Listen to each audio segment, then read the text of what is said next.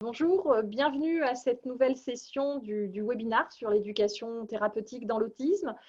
Cette matinée que j'animerai à nouveau sera d'abord consacrée aux besoins éducatifs tels qu'ils ont pu être exprimés dans le cadre d'une enquête par des personnes autistes et des familles autour de l'ETP.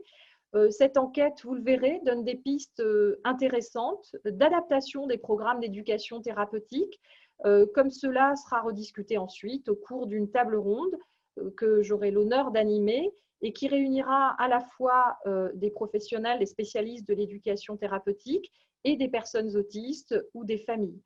Je vais, dans un premier temps, vous présenter le programme.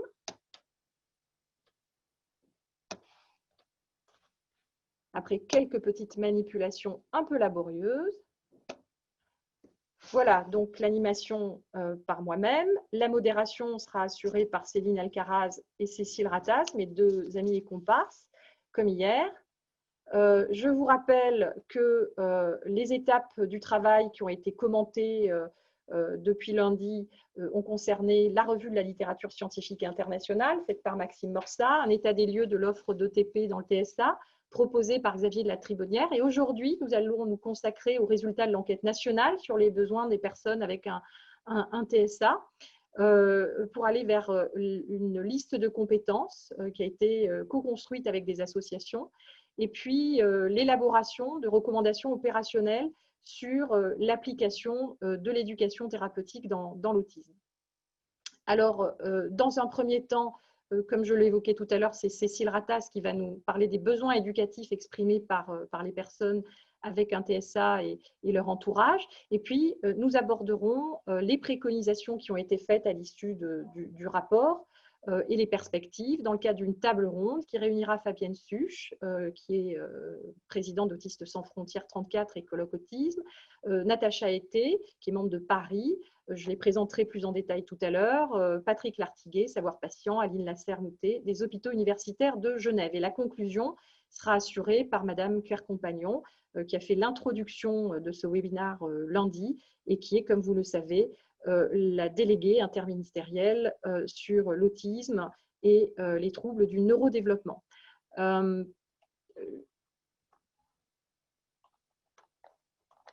Je passe la parole à Cécile Ratas.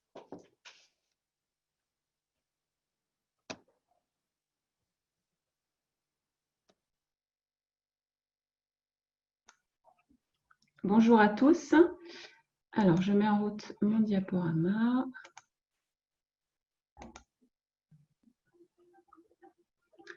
En plein écran. Voilà, donc je suis Cécile Ratas, je suis psychologue au Centre Ressources Autisme du Languedoc-Roussillon et donc une des co-rédactrices du rapport, comme Amaria Bagdali vous l'a dit. Je vais vous présenter les résultats d'une enquête qu'on a réalisée avec ma collègue Céline Alcaraz. Pour plus de commodité, parce qu'on n'a pas beaucoup de temps, on a décidé de la présenter à une seule voix. Donc voilà, mais elle est avec moi. Donc ça, je passe, on l'a déjà vu. Alors, pourquoi une enquête de besoin dans le cadre de ce rapport? En santé publique, les besoins... Alors, attendez, je vais juste faire une manip parce que je ne vois pas... Là. Voilà, pardon. Donc, en santé publique, les besoins peuvent être définis comme l'écart entre une situation de santé actuelle et une situation de santé souhaitée par les personnes ou les populations elles-mêmes. Il peut s'agir d'un besoin dit objectif qui peut être défini par exemple par des experts sur la base d'informations objectives. Ça peut être par exemple avoir des informations sur un trouble ou d'un besoin subjectif qui là est personnel à chaque personne et qui correspond à son ressenti subjectif. Donc là, ça peut être très variable d'une personne à l'autre. Alors voilà la méthodologie qu'on a utilisée.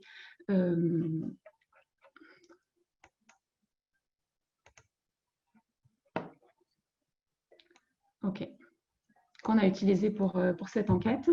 Donc, on a mis au point un questionnaire pour recueillir les besoins donc des personnes avec TSA, mais aussi de leurs aidants. Ce questionnaire, on l'a d'abord pré-testé auprès d'une dizaine d'aidants et de personnes avec TSA de la région Occitanie pour s'assurer de sa faisabilité, qu'il était suffisamment compréhensible et exhaustif. Et puis ensuite, il a été diffusé sous format électronique. Donc, pour la diffusion, on est passé par le GNCRA qui a diffusé le questionnaire aux CRA et aux associations de familles et d'usagers, qui eux-mêmes ensuite l'ont diffusé à leurs adhérents, à leurs usagers, à leurs files actives. Ce questionnaire a été déployé entre janvier et mars 2020, donc là, en début d'année. Et on a obtenu 154 réponses de personnes avec TSA et 1013 réponses d'aidants. Donc, du coup, ça nous permet quand même d'avoir une certaine exhaustivité, puisqu'on a un échantillon assez important. Alors,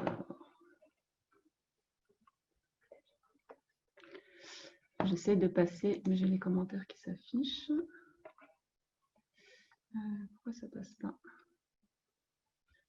Alors, j'ai mon PowerPoint qui est bloqué.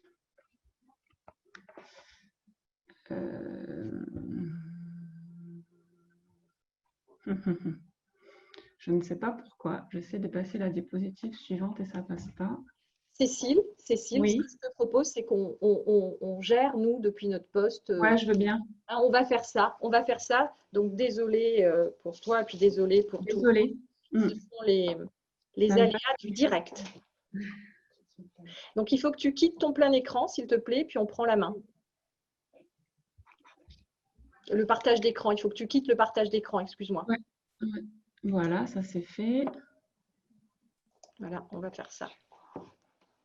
Vous l'avez, c'est bon? Oui, oui, c'est bon. Okay.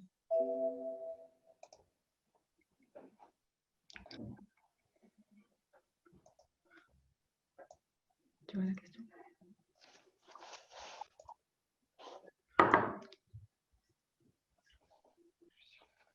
On est sur le mien. Bon, je vais sortir carrément du mien.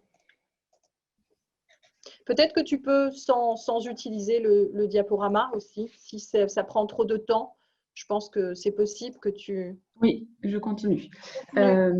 Donc, je vais vous présenter donc, les résultats en deux temps. D'abord, les résultats des personnes avec TSA, des réponses des personnes avec TSA, c'est bon? Puis les résultats des aidants. Ouais. Je ne vais pas quitter le mien. Oui, c'est bon, je vais faire en petit. Okay.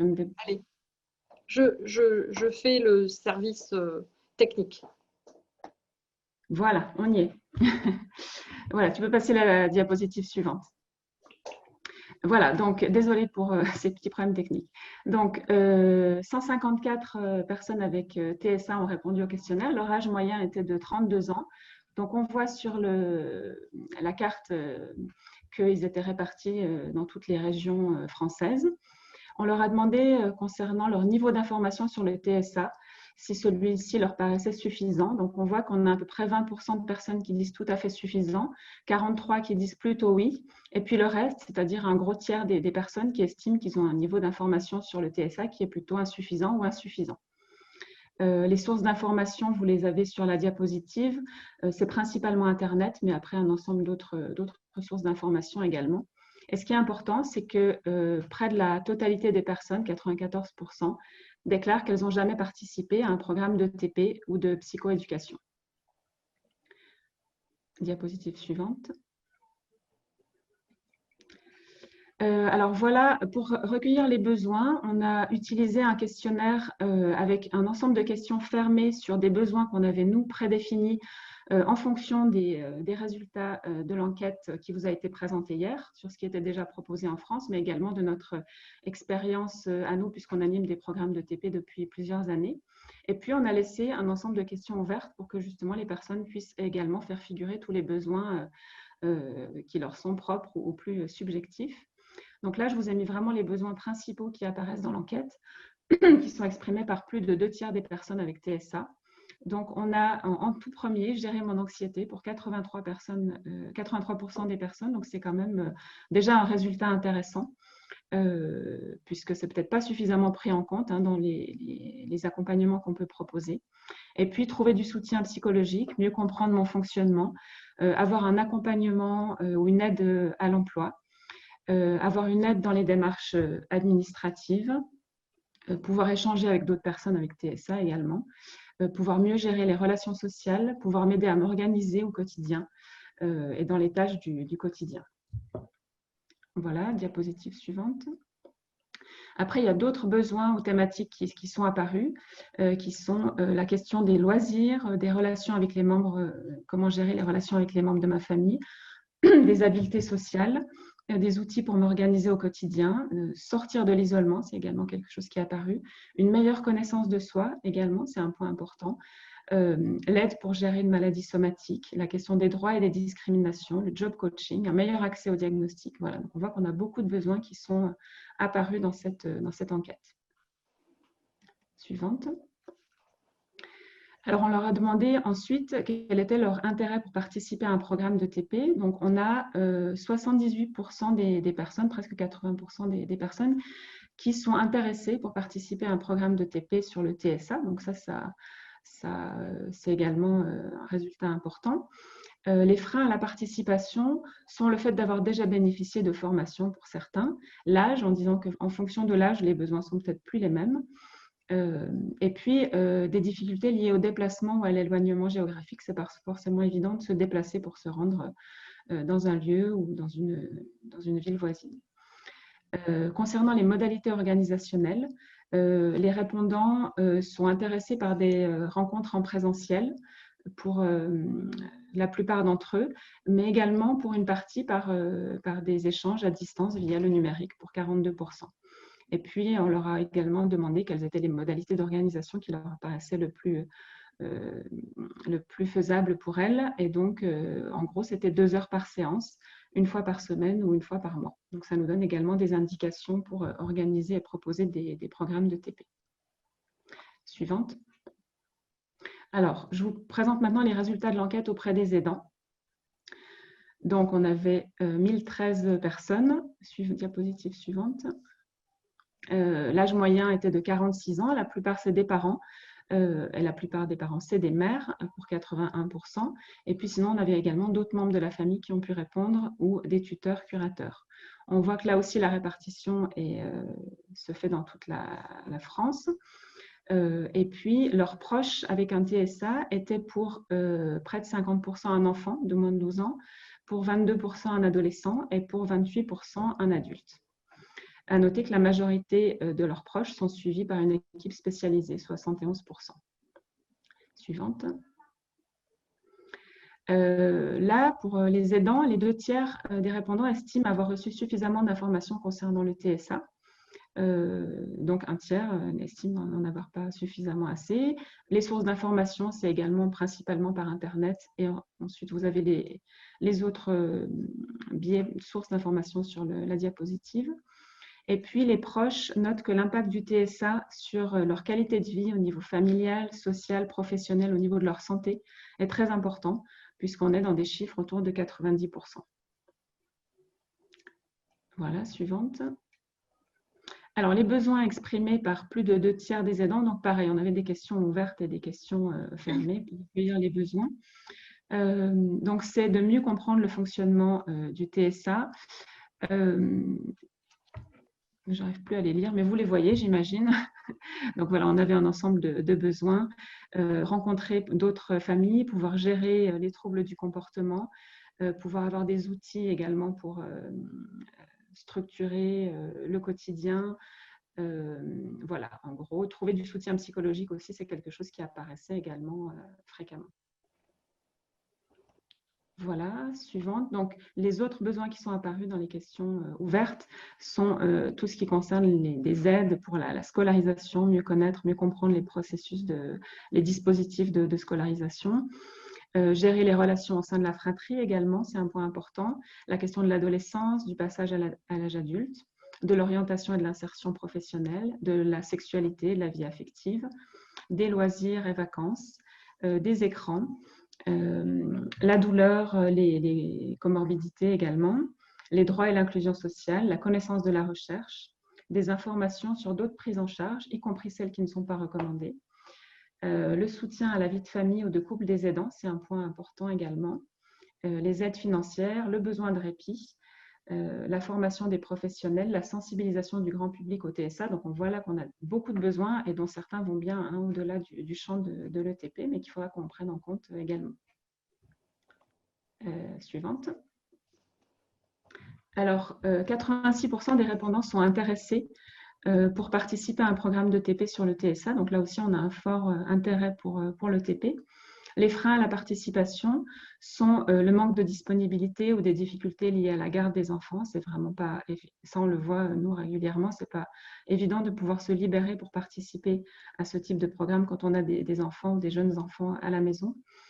D'avoir déjà bénéficié de ce type de programme. Et puis, certains parents ou aidants notent des difficultés sur le plan émotionnel, l'énergie, la difficulté de se confronter à cela, de pouvoir en parler en groupe, parce qu'il faut vraiment avoir aussi la force et le courage, nous disait un des répondants. Donc ça, je pense que également, c'est un point important à prendre en compte dans la mise en place des programmes et dans la première étape en particulier du bilan éducatif partagé. Et puis, l'âge de leur enfant, en disant que, voilà, en fonction de l'âge, les besoins sont différents et qu'il y en a peut-être moins à certains âges, ou en tout cas qu'il faudra adapter les programmes et les propositions. Concernant les modalités organisationnelles, là aussi, principalement des rencontres en présentiel qui sont souhaitées, mais également pour certains des rencontres via le numérique. La durée souhaitée des séances, c'est 2 heures ou une demi-journée selon les répondants. Et la fréquence pour la plupart une fois par mois. Voilà pour cette diapositive et on va passer à la conclusion. Donc, ce que nous montre cette enquête, alors là, je vous ai fait vraiment voilà, quelque chose de très résumé. Vous avez tous les détails, si vous voulez plus d'informations, on en parlera tout à l'heure, mais vous avez également tous les détails dans le rapport qui est donc paru, dont vous avez eu le lien hier. Ce qu'on peut dire, c'est que les personnes avec TSA et les aidants sont pour la plupart intéressées par ce type de démarche. Que les personnes avec TSA ont émis des réserves sur la sémantique ETP. Ça, on a pu en parler au cours des 2 journées précédentes, notamment sur les mots thérapeutiques et patients. Donc, également à prendre en compte. Et puis, les aidants soulignent en conclusion que pour eux, ces programmes, et ça, je pense qu'il faut vraiment le prendre en compte de manière prioritaire, doivent porter sur des thématiques concrètes, l'aide demandée et une aide également concrète au quotidien, être adaptées au profil de leurs enfants en fonction de leur âge, en fonction de leur niveau cognitif, être proposées de manière coordonnée aux autres modalités d'accompagnement, être réalisées par des professionnels formés au TSA en lien avec les familles et les associations de familles, et ne pas avoir pour objectif de pallier le manque de place dans les établissements et les services spécialisés.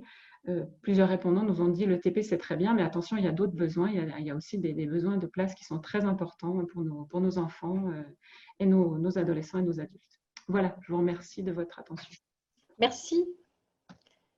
Merci beaucoup Cécile, et désolée pour ce petit problème technique que nous avons eu et qu'on a finalement très bien rattrapé tous ensemble. Voilà, alors nous allons passer maintenant à la table ronde. Avant de passer à la table ronde, je voudrais partager avec vous quelques diapositives pour vous rappeler, ça c'est la sienne, donc à mon tour d'avoir des difficultés pour, voilà, je vous laisse le faire. Donc je voudrais présenter en quelques diapositives ce qui a permis de proposer des préconisations et comment nous l'avons fait, préconisations qui ont ensuite été discutées qui ont été discutées au sein du comité de pilotage de l'équipe projet et puis relues par les membres du comité de lecture. Très concrètement, c'est toute cette analyse de la littérature qui vous a été présentée lundi et mardi, l'état des lieux des pratiques, mais aussi les résultats de l'enquête qui nous ont amenés à faire une proposition d'un certain nombre de recommandations opérationnelles sur l'application de l'éducation thérapeutique dans l'autisme. Ensuite, ces recommandations, nous les avons adressées en même temps que le rapport dans sa version intermédiaire aux membres d'un comité de lecture qui était de taille importante. Vous avez la liste des membres du groupe de lecture à la fin du rapport. Je rappelle que le rapport qui est relatif à la mesure 56 est désormais téléchargeable sur le site du gouvernement ainsi que sur le site du GNCRA. Ces recommandations, telles qu'elles ont été proposées dans un état intermédiaire, ont été cotées en termes de pertinence et de faisabilité par les membres du comité de lecture, avec des retours qualitatifs, avec des commentaires, des suggestions, des propositions de modifications ou d'ajouts. Et plutôt que de vous proposer une liste de 24 recommandations, je propose de les regrouper en 3 domaines, parce que je me suis rendu compte en les relisant et en préparant ce webinaire qu'il y avait 3 domaines de recommandations. Donc, je vais vous les présenter rapidement pour que vous puissiez suivre les échanges qui vont avoir lieu avec les membres de notre table ronde. D'une part, des recommandations qui ont porté sur l'organisation et les modalités de l'éducation thérapeutique. Alors, plus précisément, ce qui est recommandé, ce qui est préconisé, dirons-nous, pour ne pas utiliser le langage de l'HAS, c'est l'ETP relève du droit commun pour la personne, c'est-à-dire qu'elle doit pouvoir lui être proposée de façon systématique. Donc là, on parle bien de l'accessibilité. Elle doit aussi associer son entourage. Alors les mots comptent, puisque l'ETP, d'un point de vue réglementaire en France, concerne le patient, la personne qui présente une situation de handicap, une condition chronique. Donc l'entourage, c'est l'entourage élargi, et dans les commentaires des membres du groupe de lecture, il a bien été précisé les parents, mais aussi la fratrie et l'entourage plus large. Également, une recommandation porte sur le fait que l'ETP doit être proposé non pas seulement au moment de l'annonce diagnostique, mais à tous les moments clés du parcours de vie de la personne, et notamment lors des étapes de transition entre l'adolescence et l'âge adulte, par exemple. Et cet ETP doit pouvoir être proposé non pas seulement à l'hôpital, mais aussi par tout un panel d'établissements, notamment dans le médico-social, dans le secteur associatif, en ville. Et je me permets de souligner ça, puisqu'hier, beaucoup d'internautes posaient la question par écrit de qui peut le proposer, où cela peut être proposé. Donc cette notion de proximité au plus près des territoires est importante. Ensuite, et c'est peut-être que cette préconisation a été accentuée par la crise du Covid, la possibilité d'un format ETP, lorsque le format présentiel n'est pas possible pour les personnes qui habitent dans des zones qui ne sont pas couvertes par cette offre d'ETP ou qui sont loin, qui ont des problèmes d'accessibilité géographique ou pour toute autre raison. Et puis, toujours dans l'organisation et les modalités, le rappel que l'ETP dans l'autisme, comme dans toute autre situation problématique de santé, est soumise à une formation de base réglementaire de 40 heures. C'est ce que je qualifiais hier de plus petit dénominateur commun. Ensuite, un ensemble de recommandations qui portent sur le contenu de l'ETP. Et là, les groupes de travail ont bien insisté sur le fait que cette ETP doit être élaborée en associant les associations d'usagers et de familles et pour prendre en compte le savoir-faire des patients experts ou patients partenaires. On va revenir sur cette sémantique tout à l'heure. L'ETP doit prendre en compte les caractéristiques des personnes, à la fois, comme cela vient d'être dit, à l'issue de l'enquête que nous a présentée Cécile Rattas, au niveau de l'âge, mais aussi l'association d'une déficience intellectuelle, en particulier quand cette déficience intellectuelle est importante. Et puis les troubles associés. Cécile Rattas vient de nous dire à quel point cette question des troubles associés à l'autisme revient dans les demandes de parcours éducatifs formulés par les familles. Cette ETP doit aussi utiliser, parce qu'on parle bien d'ETP dans l'autisme, des techniques et des méthodes pédagogiques dont on sait qu'elles sont adaptées aux particularités de fonctionnement socio-communicatif et neurosensoriel des personnes qui ont de l'autisme. Et puis, il y a la question de la dissémination, aussi le 3e volet de recommandation, avec la question d'une diffusion suffisante et assez claire de cette information, avec le rôle important des centres de ressources autisme, mais aussi des UTEP, des unités d'éducation thérapeutique, et puis de façon élargie, je pense aux ARS, etc.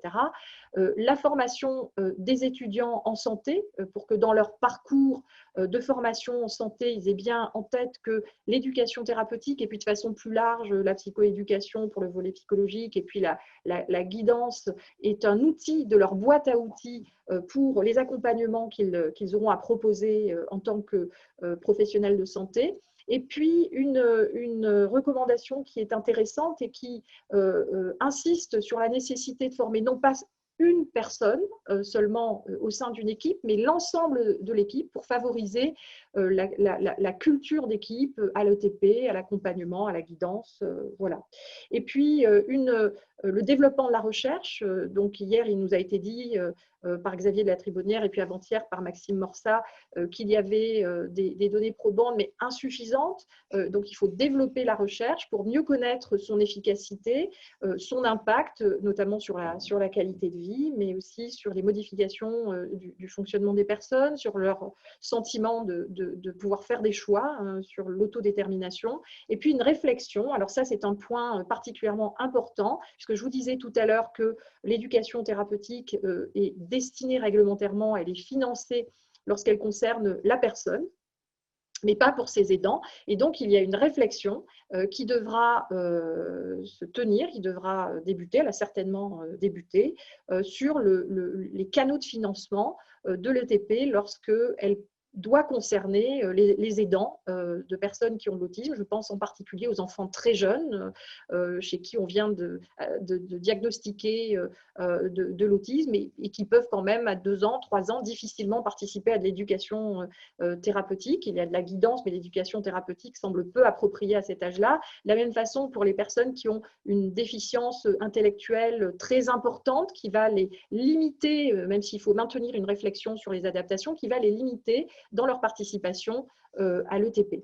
Voilà, donc un petit rappel de façon à ce qu'on puisse bien comprendre les échanges qui vont suivre. Et donc, je passe la parole à nos intervenants. Je rappelle donc que nous leur avons demandé à chacun de partager leur expérience ou d'apporter un témoignage sur l'ETP lorsqu'ils en avaient la pratique, l'expérience, ou bien de nous faire part de leur représentation ou de leurs attentes sur l'ETP. Ensuite, comme ils ont chacun d'eux participé au groupe de lecture du rapport, ils vont nous faire part des commentaires, de leurs commentaires sur ce rapport, et puis je leur poserai quelques questions que peut-être vous êtes déjà en train de leur adresser.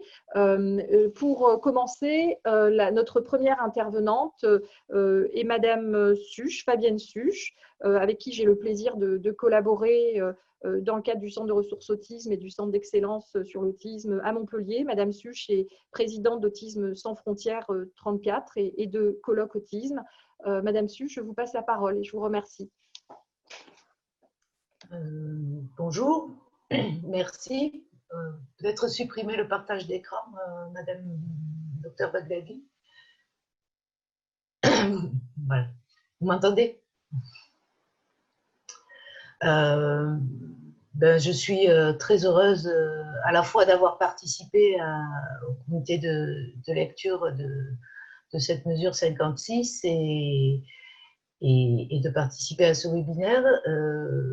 Je suis là à la fois en tant que parent et en tant que présidente d'association.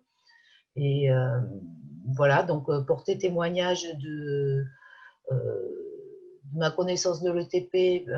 J'ai eu la chance déjà de pouvoir participer à des séances d'ETP à destination de jeunes adultes concernés au sein de l'unité de l'UTSA de Montpellier en tant que stagiaire.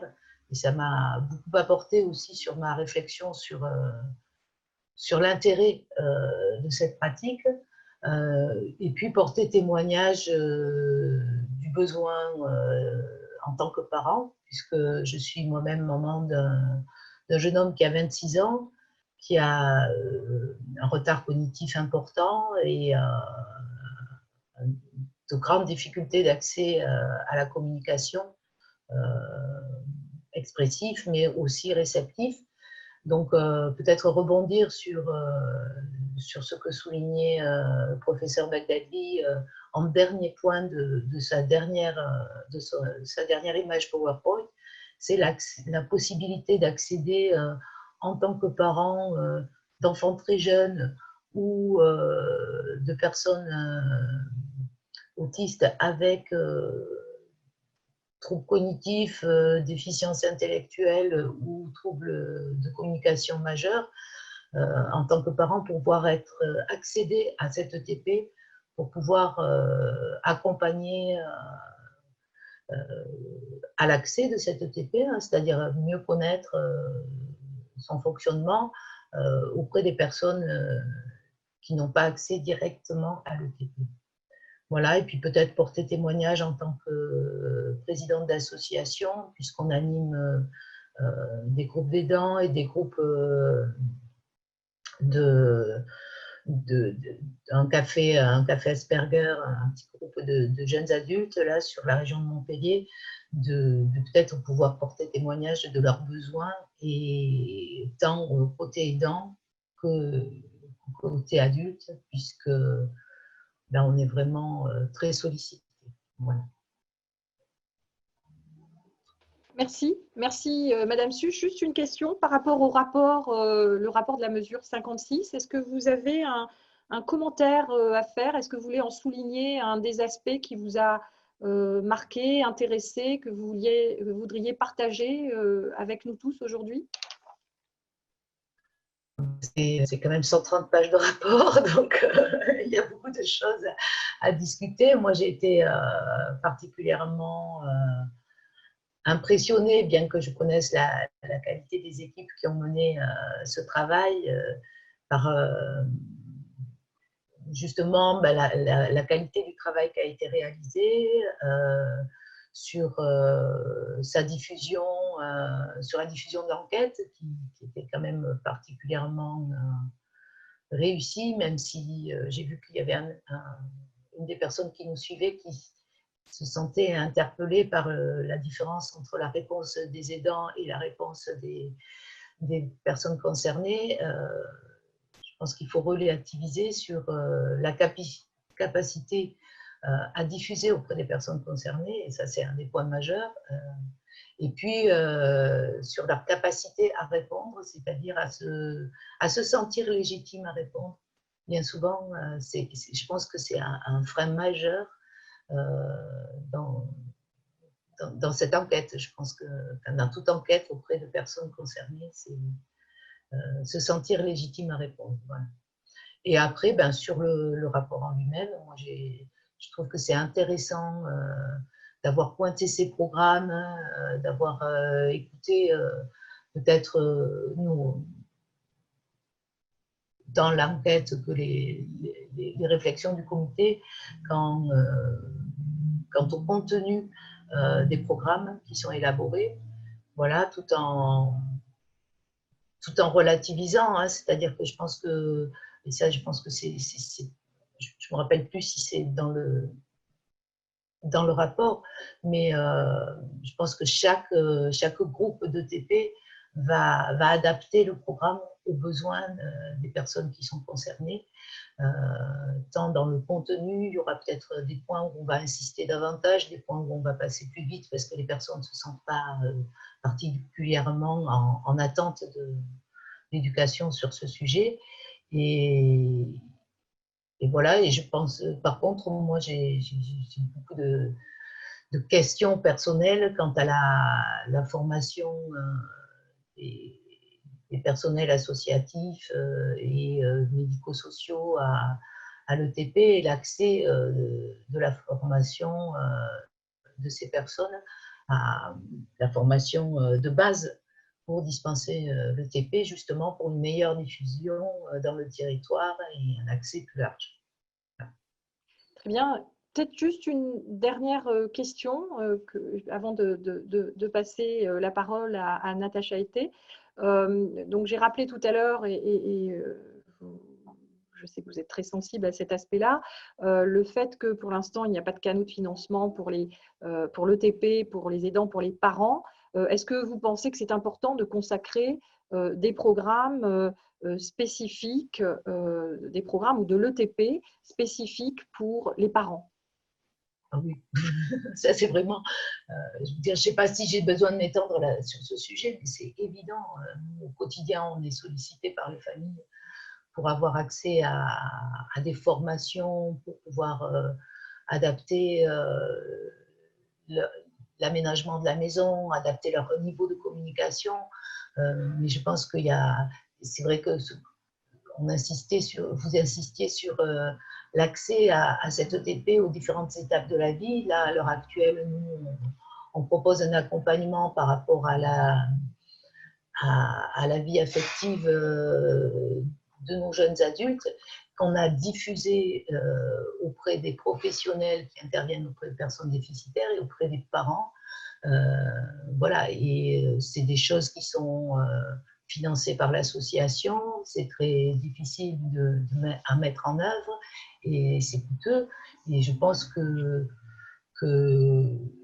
en tout cas, la délégation interministérielle semblait très motivée à travailler sur cet axe-là pour permettre un financement. Et je pense que c'est important. Merci. Merci beaucoup. Merci beaucoup. On reviendra vers vous tout à l'heure pour d'autres questions.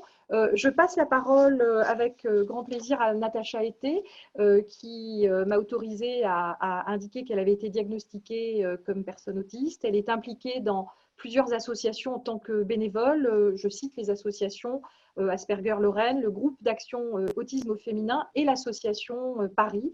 Le but étant de permettre de mieux comprendre le fonctionnement des personnes autistes et puis un mot très important, de promouvoir l'inclusion. Donc vous travaillez dans une association qui est affiliée au mouvement UNAPI, dans des foyers qui hébergent des personnes déficientes intellectuelles. Donc je vous propose également à votre tour de nous faire part de votre point de vue sur l'éducation thérapeutique et puis de réagir aussi sur le rapport. Et puis ensuite, je vous poserai, comme convenu, une question. Merci, c'est à vous. Bonjour, j'espère que tout le monde entend bien et que je n'ai pas de problème de son. J'interviens aujourd'hui au titre de l'association Paris, donc une association pour les personnes autistes pour une autodétermination responsable et innovante, parce que cette association a fait partie du comité de relecture du rapport. Je voudrais intervenir aujourd'hui sur le premier point, non pas sur un témoignage, parce que je n'ai pas eu l'occasion de bénéficier moi-même d'ateliers d'éducation thérapeutique du patient ou de la personne autiste, parce qu'il y en a encore très peu sur le territoire.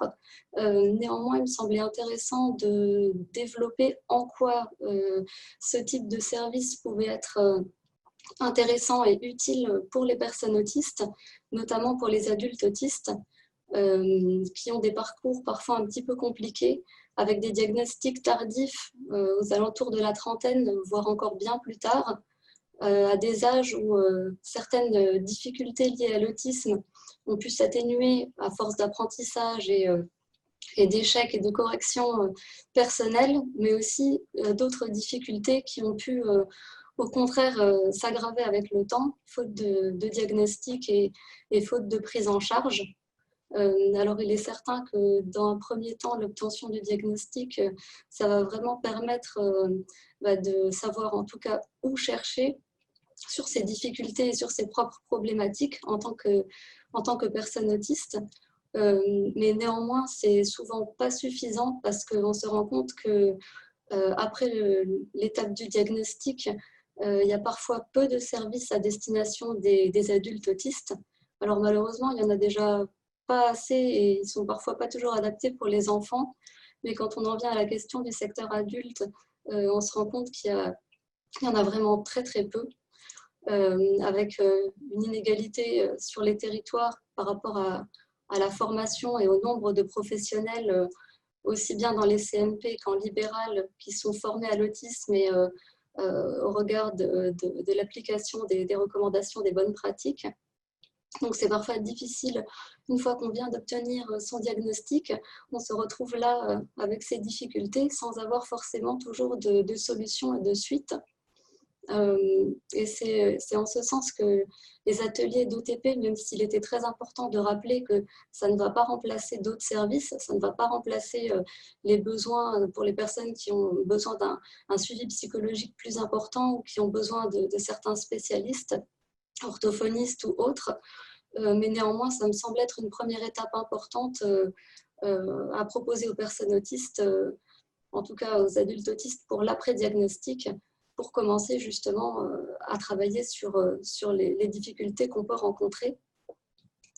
Et à mon sens, je pense que ce qui est intéressant aussi, c'est de voir que malgré le diagnostic et malgré toutes les informations qu'on peut trouver sur Internet et qui sont parfois plus ou moins fiables, on se rend compte qu'on n'a parfois pas une connaissance suffisamment fine des caractéristiques de l'autisme quand on est soi-même autiste. Et on ne se rend pas compte, en fait, même si on en a une connaissance parfois théorique, parce qu'on trouve quand même de plus en plus d'informations maintenant, mais on ne se rend pas compte, on ne perçoit pas toujours la manière dont ça peut impacter notre vie au quotidien et notre qualité de vie. Par exemple, la question des fonctions exécutives ou la question de la perception sensorielle, on ne se rend pas toujours compte de l'ensemble de l'impact que ça peut avoir au quotidien sur nos difficultés. Et également, un des points qui me semblait important et intéressant dans l'ETP, c'est le fait de pouvoir se retrouver entre personnes autistes qui rencontrent des difficultés, de pouvoir échanger dessus et sortir un peu d'une forme d'isolement et de culpabilisation à force d'être seul face à des difficultés qu'on n'arrive pas à résoudre. Donc voilà, en tout cas, moi, les points qui me semblaient vraiment intéressants lorsque j'ai lu le rapport, et plus particulièrement sur le rapport en lui-même. Donc au niveau de l'association PAHARI, on a fait 10 recommandations sur ce rapport. Aujourd'hui, il y a 2 points en particulier que je souhaitais évoquer qui me semblaient prioritaires ou peut-être un petit peu plus importants. C'est déjà dans un premier temps la co-animation des ateliers d'éducation thérapeutique de la personne autiste avec des personnes autistes. Ça me semble vraiment essentiel et tout à fait dans la mouvance dont on en parlait tout à l'heure, du patient expert ou du patient partenaire. Je ne suis pas très au fait de ce qui se joue dans la sémantique à ce niveau-là, parce que ce n'est pas mon champ de spécialité, mais en tout cas la nécessité que des personnes autistes et ou des familles co-animent ces ateliers. Je pense que c'est important à plusieurs niveaux. Je pense que ça permet de libérer la parole aussi des personnes. Je pense que ça permet de créer aussi une relation de confiance et puis peut-être d'apporter des solutions qui sont plus pertinentes parce qu'elles passent en plus de l'expérience théorique et clinicienne du professionnel par l'expérience du vécu des personnes. Et pour ce faire, il me semble essentiel que les personnes autistes puissent accéder à ces fameuses formations d'ETP, c'est-à-dire qu'elles soient là présentes en co-animation, mais aussi en tant que professionnelles de l'ETP. C'est très important qu'il y ait un statut aussi qui soit donné aux personnes autistes qui animeront ces formations et donc de leur permettre d'accéder, que ce soit au niveau financier ou même d'adapter au niveau pédagogique les formations d'ETP pour les rendre accessibles aux personnes autistes, pour qu'elles soient en position de professionnels aussi quand elles animent ces ateliers. Et puis le deuxième point qui me semblait intéressant, et je sais que je n'ai pas beaucoup de temps de parole et que j'en ai peut-être déjà monopolisé trop, donc je vais faire très très vite, c'est sur la question de la parentalité des personnes autistes, qui nous a semblé très intéressant et très important avec l'association PAHARI, que cette problématique soit abordée lors des ateliers d'ETP. Alors nous, on a émis la possibilité qu'il y ait des sessions communes parce qu'il y a des problématiques qui sont communes entre les parents autistes et les parents non autistes qui ont des enfants autistes. Mais il nous semble aussi que les parents qui sont eux-mêmes autistes et qui ont des enfants autistes ont des problématiques qui sont liées à la parentalité et en parallèle à la gestion de leur propre handicap ou de leur propre fonctionnement autistique. Souvent, moi, j'entends que des amis mamans autistes sont obligés d'arrêter leur propre suivi pour se concentrer sur celui de leur enfant parce que c'est déjà tellement difficile aujourd'hui quand on a un enfant autiste de faire en sorte qu'il accède à des services que souvent le propre handicap des parents, les parents sont obligés de négliger ça. Et puis aussi, un point qui me semble important pour les parents, c'est qu'ils puissent partager aussi leurs compétences de parents autistes qui ne sont pas forcément toujours reconnues ou mises en avant. Et donc, ça me semble important qu'ils aient aussi un espace pour échanger sur les aspects positifs de la parentalité en tant que personne autiste. Voilà. Merci beaucoup pour ce témoignage et toutes les réflexions. qui sont les vôtres, mais aussi celles des autres membres de votre association. Je crois que par rapport aux questions que vous avez soulevées, la transition avec Patrick Lartiguet, puisque vous avez posé des questions sur la question du statut des patients experts ou personnes expertes ou personnes partenaires. On va peut-être évoquer ces termes-là avec Patrick Lartiguet, à qui je vais passer la parole. Alors, Patrick Lartiguet, il est cofondateur de l'association Savoir Patient, Institut pour la promotion des patients aidants partenaires en santé. Et il est également chercheur, doctorant en sciences, même il a un doctorat de sciences de l'éducation et de la formation, parce qu'il a soutenu sa thèse, et il a été chargé de mission à la CET Occitanie. Voilà, je vous passe la parole et je vous remercie de votre intervention. Je coupe mon micro. Oui, bonjour. Donc je vais parler avec plusieurs casquettes. Alors, je suis doctorant, hein, je n'ai pas encore soutenu ma thèse.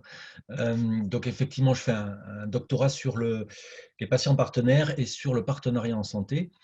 Mais peut-être que je vais parler plus avec une double casquette. Moi, j'accompagne des équipes d'éducation thérapeutique à la création de leurs programmes depuis 8 ans en Occitanie, comme chargé de mission effectivement à la CETSO, Société d'éducation thérapeutique santé Occitanie, donc auprès de l'ARS Occitanie. Et puis, vous l'avez dit, cofondateur de l'Institut pour la promotion des patients aidants partenaires en santé. Je crois que vous l'avez bien montré dans la présentation sur les besoins, où on a effectivement essentiellement des besoins d'ordre du ressenti, hein, du vivre avec les TSA, l'autisme, que ce soit pour ces personnes ou pour leurs proches aidants.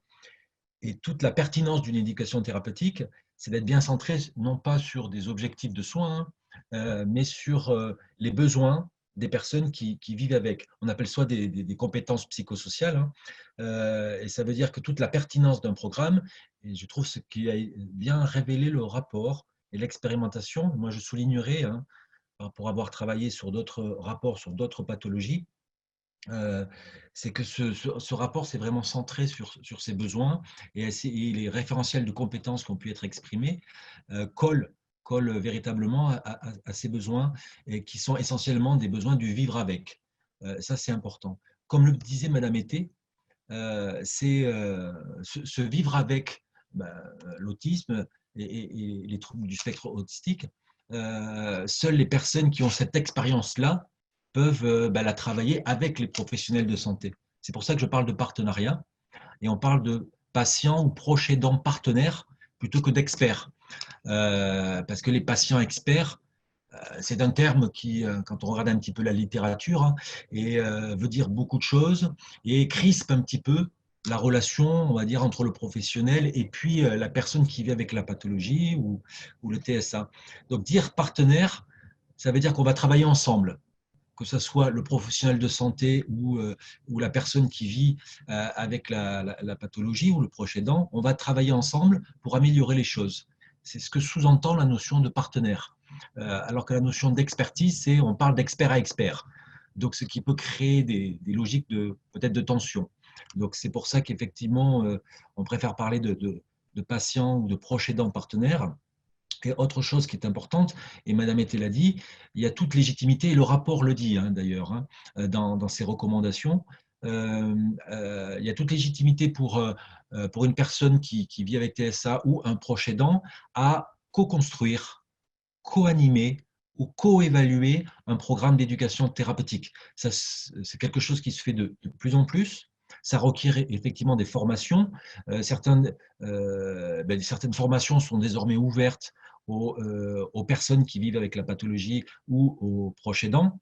Vous avez notamment dans région Occitanie le DU partenariat de Xavier la Tribonnière, hein, qui est à la fois pour les professionnels de santé et pour les patients, les personnes qui vivent avec la pathologie et les proches aidants, pour instaurer un nouveau rapport dans la relation de soins, de partenariat, et pour construire ensemble, parce que je crois qu'il n'y a pas un professionnel de santé qui a une mauvaise intention, et certainement pas des personnes qui vivent avec la maladie ou des proches aidants. Il y a surtout une rencontre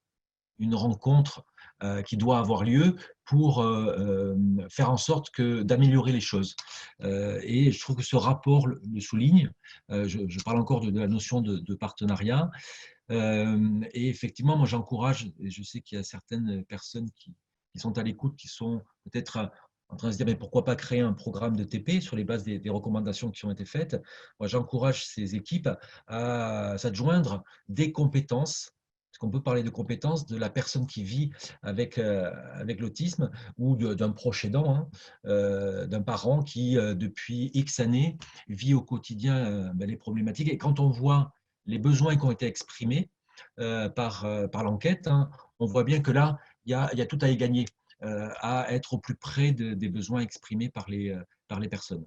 Donc voilà, et je trouve que vraiment ce rapport d'une grande qualité, puisque j'ai pu faire partie également du comité de relecture, est quelque chose qui est souligné, et c'est quelque part un des premiers rapports qui existent qui le souligne autant par rapport à d'autres rapports sur d'autres pathologies. Donc ça, je tenais à le souligner. Et juste, je ne l'ai pas dit peut-être en présentation, c'est que moi-même, je suis un papa qui vit avec un jeune qui a une pathologie. Voilà. Merci beaucoup pour cette présentation. J'ai une question à vous poser que je relais parce que je la vois défiler sur mon écran. La question du statut du patient partenaire ou du patient expert ou de la personne partenaire, la personne experte. Beaucoup de personnes interrogent sur le statut qu'elle peut avoir. Est-ce que vous pouvez nous éclairer sur ce point ? Oui, bien sûr. Alors, quand on parle de statut, on parle. Alors, je vais me référer à certains auteurs, hein, d'ailleurs en sciences humaines. On parle à la fois de compétences. Quelles sont les compétences de cette personne? Si on parle de compétences, c'est son niveau de formation.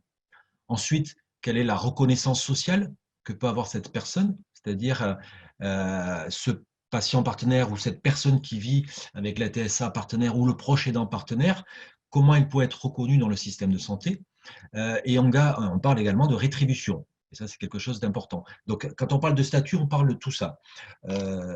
Aujourd'hui, quand on parle de TP, toute personne intervenant dans le champ de l'éducation thérapeutique doit être formée à minima aux 40 heures ETP, qu'on soit professionnel de santé ou en santé, si on y met aussi les personnes qui sont dans le médico-social, hein, pour être plus large. Hein, une personne du médico-social peut pratiquer le TP aussi.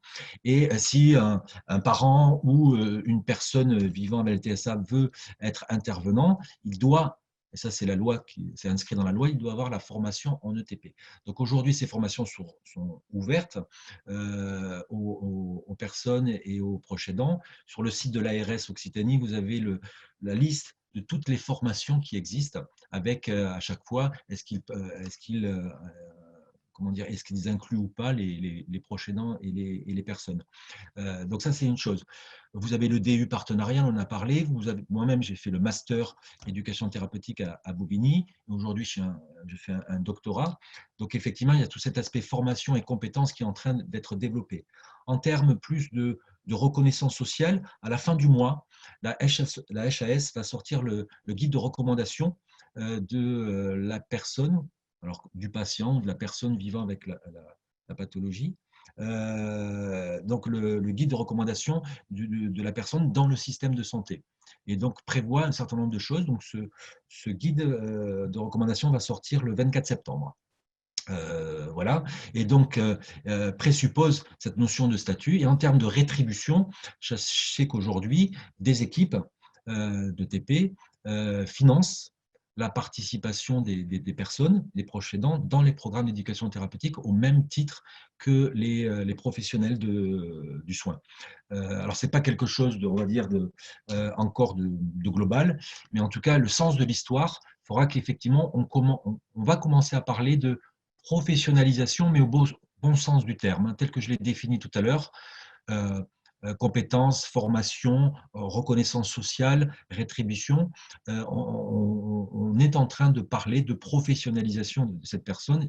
Et là aussi, en Occitanie, une des priorités régionales du projet régional de santé est notamment de travailler sur cette professionnalisation de la personne et du proche aidant partenaire.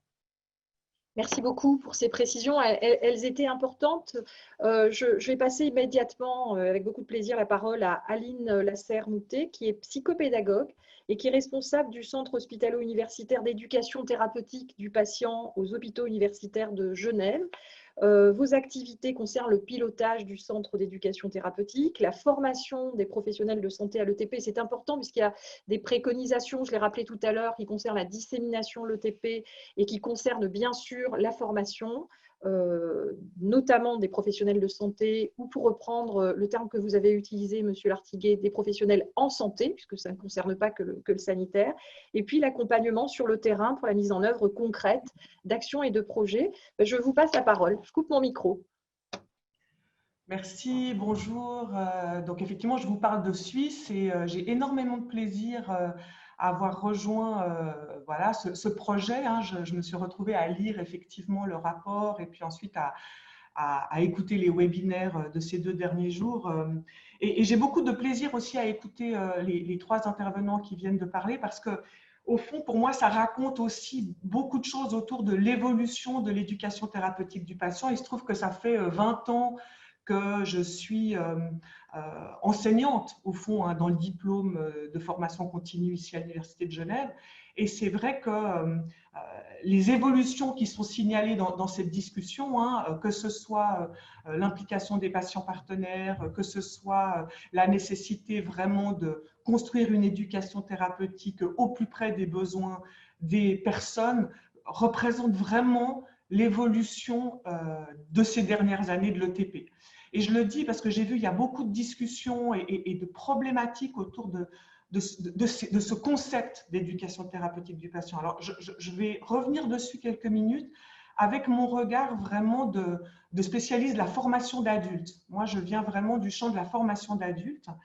Et dans ce champ-là, spécifique, on est vraiment lié à l'idée qu'on va apprendre tout au long de sa vie. Et que, comme disait Gandhi, hein, quelque part, l'éducation, c'est finalement, ça consiste à tirer le meilleur de soi-même. Et donc, effectivement, la condition de maladie ou de trouble, de même que le Covid qu'on vit ces temps, de même qu'un deuil, de même que toutes les situations de la vie, de mon point de vue, sont des occasions d'apprentissage. Et c'est pour ça que dans cette lecture formation d'adultes, au fond, les personnes qui sont à former arrivent déjà avec leurs compétences, leurs expériences et leurs besoins. Donc effectivement, je dirais pour ma part que l'éducation thérapeutique, c'est bien sûr des programmes, parce que la France a ça d'extraordinaire, qu'elle a été vraiment en capacité de réglementer et donc de donner un cadre à ces programmes. Mais pour nous, à Genève, l'éducation thérapeutique, c'est avant tout une posture. C'est une posture, c'est-à-dire que c'est une façon d'être dans la relation avec l'autre, hein, qui finalement le considère non plus comme un objet malade, mais qui va le considérer effectivement comme un sujet avec sa vie, avec ses difficultés et avec ses ressources. Parce qu'évidemment, dans le paradigme médical, on est quand même souvent centré sur le problème plutôt que sur les ressources, alors que dans le paradigme éducatif, on est vraiment centré sur les ressources. Donc, une posture, je disais, centrée sur les ressources, centrée sur la vie quotidienne des personnes, et puis, effectivement, particulièrement centrée sur la dimension apprenante. Hein. Et donc, mon positionnement, c'est de dire, bien sûr, construisons des programmes, et je dirais un mot sur le rapport, mais formons des professionnels et des patients.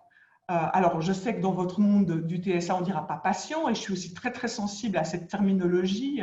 Souvent, elle échappe encore. Et je fais une petite parenthèse pour dire que le mot éducation thérapeutique a déjà 40 ans, et s'il fallait le réinventer aujourd'hui, évidemment qu'on ne le renommerait pas comme ça. Mais voilà, il faut fermer la parenthèse.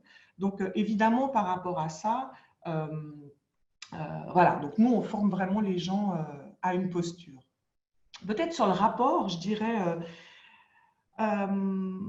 effectivement, tout ce travail d'enquête de besoins a été assez impressionnant et comme Patrick l'a dit, j'ai vu combien les compétences psychosociales étaient à l'œuvre. Je me permettrai de mettre un petit bémol, mais aussi pour rentrer dans la discussion, hein. Et aussi, pour souligner ce que disaient Natacha Été et Fabienne Such et aussi Patrick Lartiguet, de mon point de vue, avant d'entrer dans l'enquête de besoin, il a manqué des entretiens exploratoires avec les personnes pour être bien sûr que le questionnaire qu'on adressait aux gens couvrait l'entièreté des besoins. Et voilà, ça pour moi, c'est aussi une façon de dire, de mon point de vue, on ne construit pas un programme de TP sans en passer par cette étape de compréhension du vécu de l'autre. Et on peut le faire au niveau des recommandations nationales, mais on peut surtout le faire aussi au niveau de la clinique. Et de ce point de vue-là, comme le disait Patrick et Natacha, je pense que vraiment construire des programmes avec les personnes concernées est la clé pour répondre vraiment aux problématiques qu'ils ont et pas à celles que nous, professionnels, on pourrait imaginer qu'ils ont. Voilà. Merci. Peut-être une dernière question avant d'avoir un petit temps de questions-réponses avec notre salle virtuelle, puis de conclure, et c'est Madame Claire Compagnon qui conclura. Et c'est un grand honneur pour nous qu'elle ait accepté de faire et l'introduction et la conclusion de notre webinaire. Une petite question pour vous, Madame Lasserre. Pour la formation des étudiants, est-ce qu'il y a un dispositif? Quelles sont les organisations à Genève? Est-ce que tout le monde bénéficie de la formation à cette posture à l'ETP? Est-ce que c'est uniquement pour les étudiants en médecine à un moment donné de leur parcours ou les étudiants dans d'autres disciplines? Quelle est la stratégie? Alors, le point de départ de la formation à Genève a vraiment été l'établissement de ce certificat de formation continue en éducation thérapeutique, donc là où je travaille encore, et c'est le professeur Assal qui l'avait construit. Et effectivement, c'est un dispositif, et je le souligne, assez long. On a beaucoup parlé des 40 heures. Nous, notre programme, il est constitué de 160 heures. Et oui, être un éducateur de patients, c'est une posture, et une posture, ça se travaille sur le temps. Voilà. Et je pense que c'est la spécificité. Après, depuis 20 ans, effectivement, on a formé beaucoup de gens, et ces gens ont créé des dispositifs dans les écoles d'infirmières, en faculté de médecine, et aujourd'hui, les étudiants en formation initiale bénéficient effectivement on pourrait dire, de sensibilisation à l'éducation thérapeutique du patient, essentiellement autour de ces enjeux de partenariat et de ces enjeux d'avancer avec la personne pour répondre à ses besoins, je dirais. Merci beaucoup. Alors, il est déjà 9h30. C'est théoriquement l'heure d'arrêter notre webinaire. Donc, nous allons essayer d'être ponctuels. Donc, finalement, nous n'avons le temps que pour une question qui permettra de clarifier cette question récurrente de la différence entre psychoéducation et éducation thérapeutique. Et c'est une question qui concerne, alors peut-être plus particulièrement Cécile Ratas, sur l'éducation thérapeutique. Quelqu'un dans la salle virtuelle dit, mais qu'en est-il du dispositif Denver? Est-ce que le dispositif Denver est un dispositif d'éducation thérapeutique? Parce que l'éducation thérapeutique, peut-être que c'est en réaction à mes propos tout à l'heure par rapport au fait que ce n'était pas adapté aux très jeunes enfants, n'est pas adapté aux enfants de 2 ans et moins. Donc, Cécile, tu veux répondre? Bien.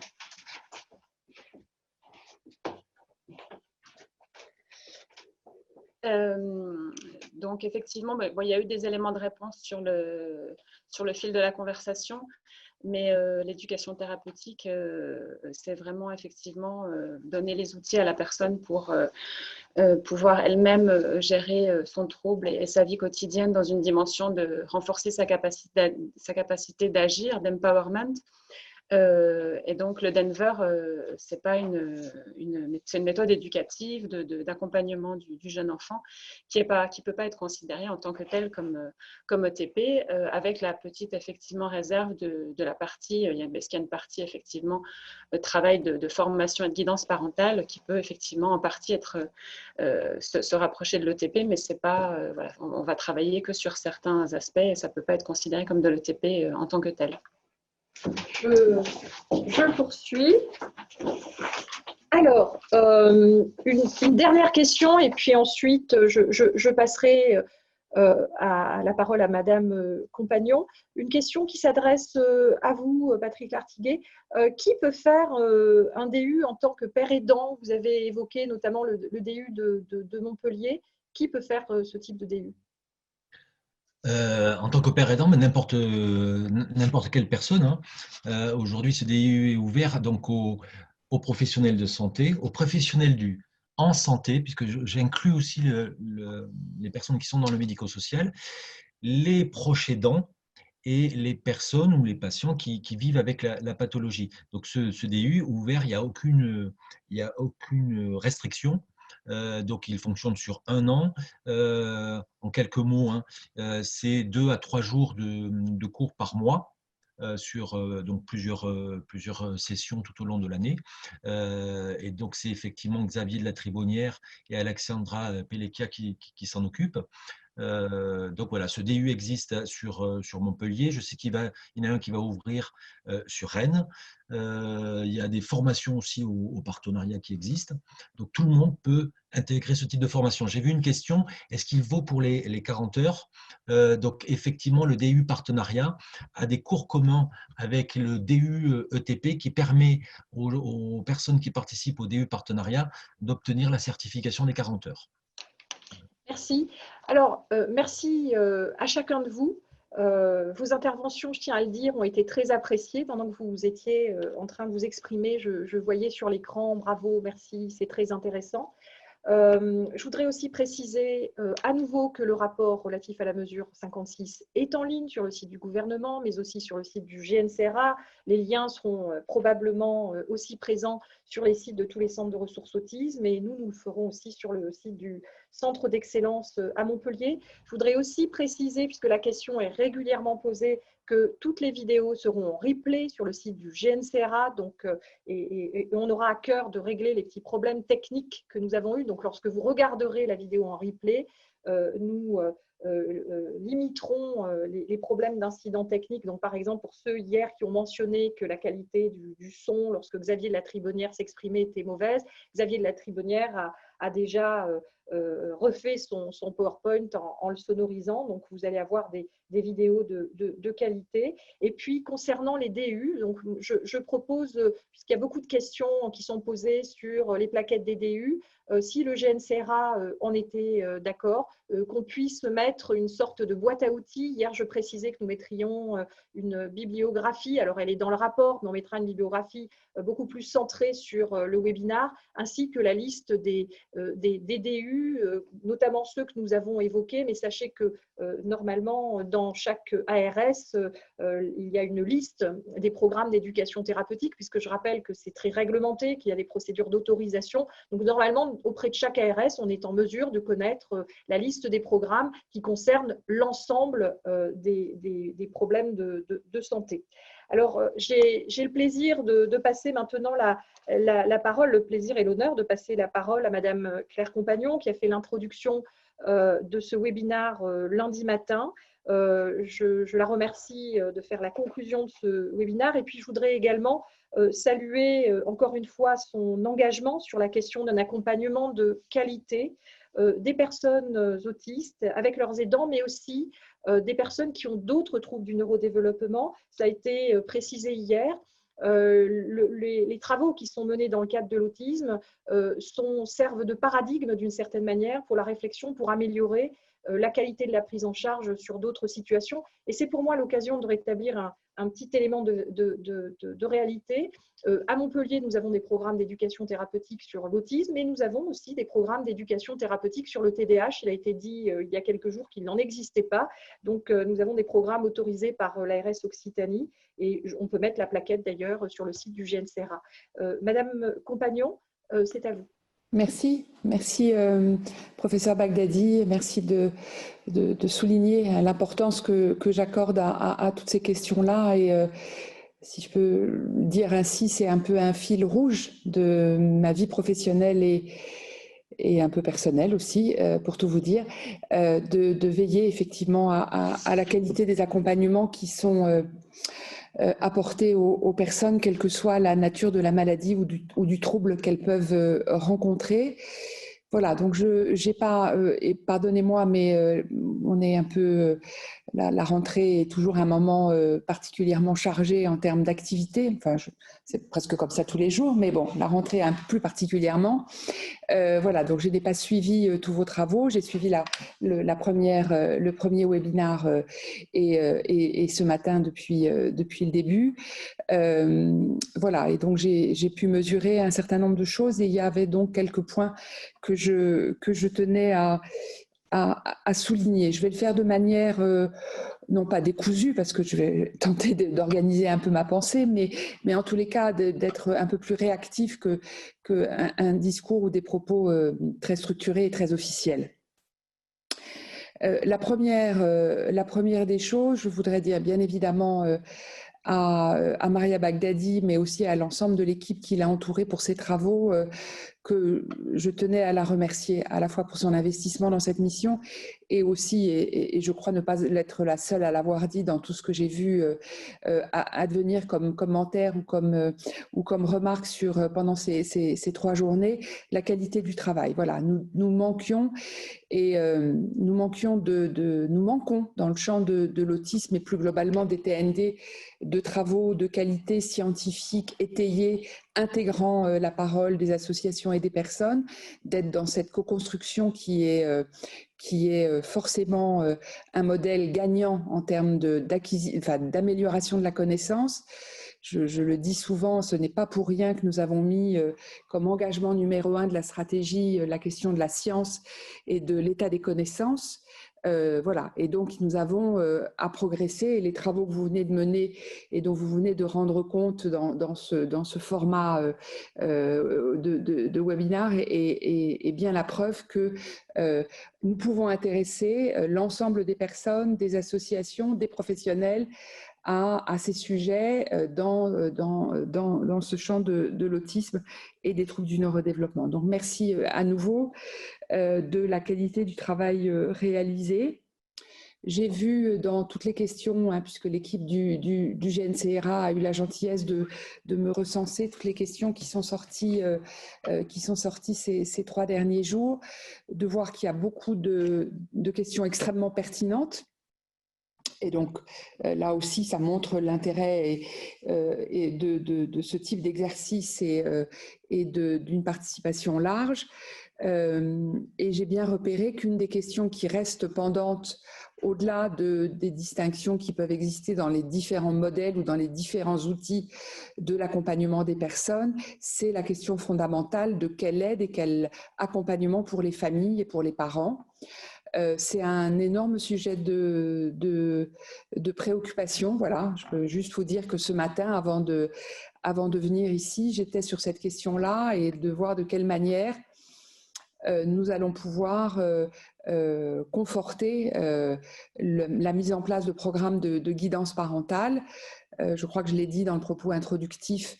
Lors du confinement, on a pu négocier avec Triple P pour avoir accès donc gratuitement pour les familles à ce programme. 7000 familles se sont connectées et ont suivi, alors pas l'ensemble du dispositif, mais quand même certains sont allés jusqu'au bout et d'autres ont bénéficié. Donc voilà, dans cette période de confinement, 7000 personnes, c'est quand même, voilà, avec une communication qui a été très modeste à l'époque sur ce dispositif. Donc voilà, donc on voit bien là tout l'intérêt de ces dispositifs de guidance parentale.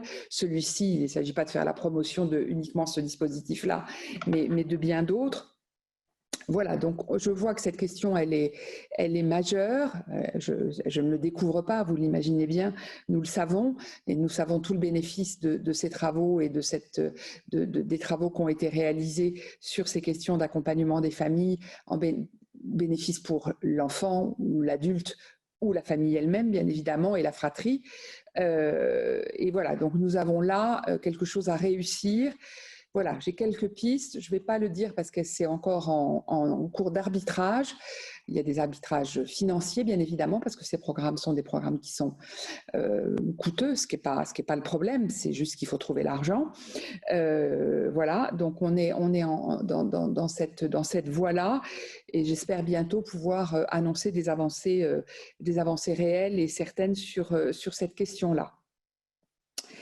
Le deuxième aspect, et ça n'étonnera personne que je m'y intéresse fortement au regard des travaux que j'ai pu mener pendant toutes ces années dans d'autres vies professionnelles, c'est la place des personnes dans l'animation et la co-animation des programmes de TP. Pour avoir travaillé il y a quelques années sur la maladie de Parkinson, sur l'hémophilie, où on a été extrêmement innovant en la matière, et depuis très longtemps, avec l'Association française des hémophiles, je sais combien cette question est déterminante, à la fois par rapport à la reconnaissance de l'expertise des personnes, alors que ce soit qu'on les nomme patients ressources. J'entendais tout à l'heure Madame Sucre dire qu'elle n'était pas une grande spécialiste de la sémantique. Je vous rassure, pour avoir beaucoup travaillé sur ces sujets-là, on n'a pas vraiment abouti. Hein. Certains prônent l'expression patient ressources, patient expert, partenaire, co-patient. Enfin bon, voilà, on a tout un tas de vocabulaire. Je crois que ce florilège, il révèle juste la difficulté qu'ont encore un certain nombre de professionnels à intégrer la question de la place des personnes dans un processus d'accompagnement ou dans un processus de soins ou d'un processus d'intervention éducative ou rééducative.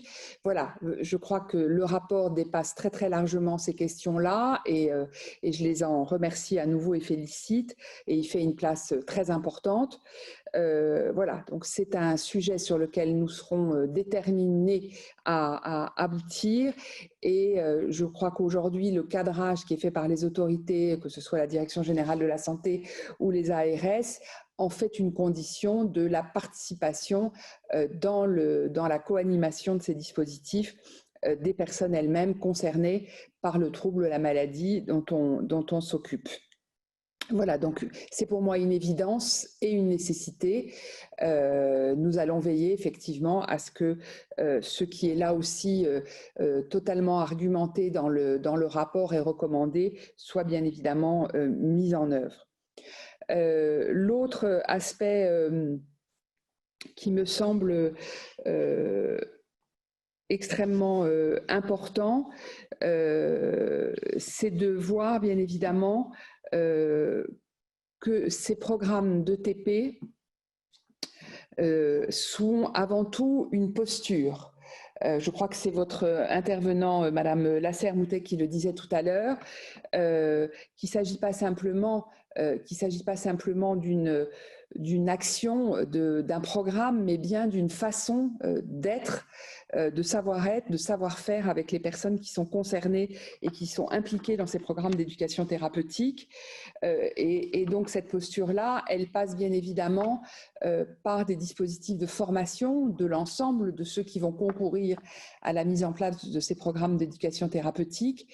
Et donc là aussi, il faut qu'on veille à mettre en place dans cet esprit-là les programmes de formation des équipes qui vont développer ces programmes-là. Voilà, il y en a un certain nombre qui aujourd'hui sont déjà formés, sont d'ores et déjà formés, mais si on veut avoir une réponse en équité sur l'ensemble du territoire et mettre à disposition un peu partout ces dispositifs, il faudra veiller à ces programmes de formation. Et pour moi, ça vient en écho, bien évidemment, avec peut-être ce que vous ne savez pas très directement, c'est le travail que l'on conduit sous la responsabilité de Laure Albertini dans mon équipe, qui est de travailler, et Amaria Bagdadi y participe, de travailler à diversifier, augmenter l'offre de DU et DIU sur l'ensemble du territoire national. D'abord parce que je fais le constat, et ça n'a échappé à personne, je fais le constat que ces DU, DIU, certains ne sont pas dans les clous des recommandations de bonne pratique, hein, on ne va pas se cacher, se voiler la face, et donc là on a un effort encore important pour que l'université, avec l'indépendance qui la caractérise sur les aspects pédagogiques et les aspects de contenu de formation, soit pour... Alors c'est peu, hein, il y a peu d'endroits encore où c'est le cas, mais il y en a encore quelques-uns et pas des moindres. Et donc il faut faire évoluer bien évidemment cette qualité de la formation, mais surtout, et c'est ça le point essentiel, essentiel, et je pense que ce sera aussi déterminant par rapport à ce que je viens de dire. Il faut offrir mettre en œuvre plus de dispositifs universitaires de ce type, et surtout, il faut diversifier l'offre de formation. C'est-à-dire qu'aujourd'hui, on en a fait le constat dans une réunion il y a quelques mois avant le Covid avec l'ensemble, puisque j'avais réuni avec Franck Bellivier, le délégué ministériel à la santé mentale, l'ensemble des porteurs de ces DU du territoire national. On a fait le constat que ces diplômes aujourd'hui sont très centrés sur les aspects j'allais dire généraux, c'est pas du tout péjoratif bien évidemment dans ma bouche, c'est juste dire les premières étapes de connaissances qu'on doit avoir sur les TSA, et ça s'explique bien évidemment par tout le rattrapage que nous devions faire d'un point de vue national sur ces questions-là, mais qu'aujourd'hui, il nous faut aller plus loin et développer notamment des dispositifs DU sur les adultes. Il nous faut développer des dispositifs de formation sur la question des méthodes comportementales, parce qu'on voit bien, quand j'entends les établissements médico-sociaux me dire « nous n'arrivons pas à recruter du personnel formé à ces techniques-là », ça veut dire que l'offre de formation n'est pas suffisante. Et puis, bien évidemment, il va falloir aussi développer un certain nombre d'outils de formation pour préparer les professionnels et les accompagner dans cette acquisition de compétences sur le TP, sur la guidance parentale, sur les programmes d'Enver ou d'autres. Enfin voilà, tous les dispositifs dont on sait aujourd'hui d'un point de vue scientifique, dont on sait la pertinence et l'intérêt, et qui sont encore de manière trop peu importante. Je crois que Madame Fabienne Sucre le disait tout à l'heure, il y a encore trop peu de dispositifs d'accompagnement quand on est une personne autiste adulte. Voilà, donc on a cette offre-là à faire. Voilà. Troisième point, donc après cette question des patients, de la place des personnes ressources, la question de la guidance et de l'évolution de la formation. C'est ce que nous allons faire très techniquement, très administrativement au niveau de la délégation pour implémenter ces dispositifs de TP. Donc c'est l'écriture, puis la transmission d'une instruction ministérielle aux agences régionales de santé pour préciser l'importance et l'intérêt de ces programmes d'éducation thérapeutique. Et bien évidemment, le rapport sera très utile pour étayer et argumenter cette instruction ministérielle. Et puis déléguer, dans notre jargon administratif, on délègue d'un point de vue au niveau national des crédits aux agences régionales de santé, et donc nous avons une enveloppe financière pour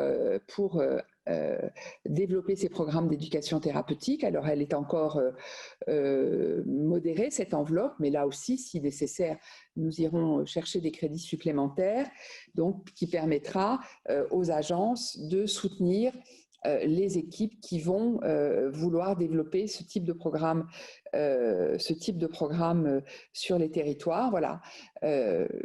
Tout à l'heure, votre intervenante, Madame Lasserre-Moutet, des hôpitaux universitaires de Genève, disait que le cadrage français était important et avait été sans aucun doute, pour une fois qu'un cadre et des normes sont un élément d'incitation et pas un élément de frein, on ne peut que s'en réjouir, et je partage évidemment cette analyse. Donc voilà, donc comment impulser cette dynamique-là ? Je pense, et Amaria s'en fera, je le sais, l'écho auprès de ses collègues qui sont les responsables des 3 centres d'excellence. Nous attendons la désignation des 2 centres supplémentaires dans quelques semaines, des 2 centres d'excellence supplémentaires, de la façon dont les centres d'excellence vont pouvoir, sur le territoire, être porteurs de ce cadrage et initier, ou en tous les cas favoriser le développement par des équipes de ces programmes. Voilà, je ne vais pas être plus long. Pour moi, le TP, en conclusion, ramène à l'idée, je trouve très belle, que vous avez là aussi, qu'un de vos intervenants a évoqué tout à l'heure, et que là aussi je partage, l'importance des apprentissages tout au long de la vie. Ça vaut évidemment pour chacun d'entre nous, dans chaque circonstance de la vie. Et on est en train, là, aujourd'hui, avec la crise sanitaire que nous connaissons, d'apprendre un certain nombre de choses sur notre capacité à nous protéger et à protéger les autres avec les gestes barrières, la distanciation sociale. Alors, c'est un peu compliqué et un peu lourd en termes de conséquences et de relations humaines, et ça rend les choses différentes et un peu difficiles. Mais voilà, nous sommes en train de faire collectivement, ici dans notre pays, mais au niveau du monde, là, cet apprentissage. Et l'ETP, par ce qu'il permet comme développement de capacité d'apprentissage, est une des réponses dans le champ de l'autisme aux besoins des personnes et des familles.